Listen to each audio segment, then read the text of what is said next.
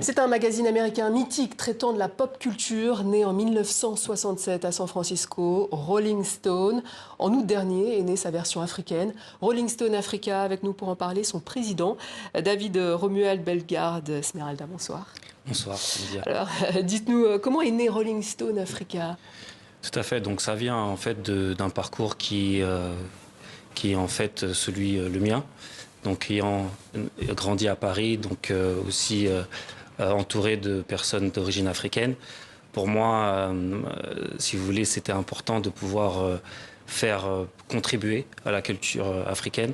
Et si vous voulez, qu'on regarde un continent avec 54 pays, plus de 2000 langues qui sont parlées, une population de 1,4 milliard de personnes, c'était très important de pouvoir unifier l'Afrique. Et pour moi, la meilleure façon, et aussi mes équipes, c'était de pouvoir utiliser la musique comme un biais conducteur pour pouvoir unifier ces cultures. Et pour nous, le magazine Rolling Stone faisait complètement sens, puisque c'est l'autorité aujourd'hui au niveau de la culture populaire. Alors, c'est en août dernier que le premier numéro est sorti avec Fela Kuti. Tout à fait, oui. En couverture. Comment a été reçu ce premier numéro? Très bien, donc c'est vrai que de par la culture africaine, c'est important de payer hommage à nos ancêtres, aux personnes qui font partie du passé.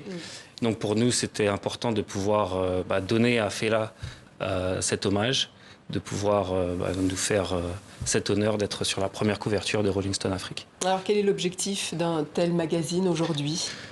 Les objectifs sont divers, donc déjà mettre en avant nos artistes, puisqu'aujourd'hui c'est vrai que on a énormément d'artistes, énormément de talents, mais très peu de médias mettent en avant ces talents, racontent leurs histoires comme elles devraient être racontées. Et c'est la mission que Rolling Stone Afrique s'est fixée. Donc que ce soit au niveau des marchés anglophones, francophones, mais aussi lusophones, on veut vraiment rassembler l'Afrique sous une publication qui est Rolling Stone Afrique. Alors, aujourd'hui, la version papier existe en anglais. Tout à fait. Et sur Internet, on peut retrouver la version française et d'autres langues, les traductions. Est-ce que vous diriez que Rolling Stone Africa est un peu moins pop ou rock que la version Rolling Stone qu'on connaît? Je pense que la version Rolling Stone Afrique est propre à la culture africaine. Oui. Propre à la culture afro. Oui. Donc plus afrobeat. Exactement, amapiano, mais aussi il y a des sujets qu'on aborde tels que le jazz au Soudan ou bongo flavor en Afrique de l'Est. Donc on ne se limite pas que à l'afrobeat et à l'amapiano. Alors vous êtes sur la préparation de votre troisième numéro, avec en couverture Davido, la star nigériane de l'afrobeat. Est-ce que vous pouvez nous en dire un peu plus? Une surprise, qu'est-ce qui attend vos lecteurs? Je pense qu'ils seront très surpris de voir l'artiste Davido sous un autre jour. Après, c'est vrai que je préfère laisser notre audience bénéficier justement de ce magazine qui va sortir dans les prochaines semaines.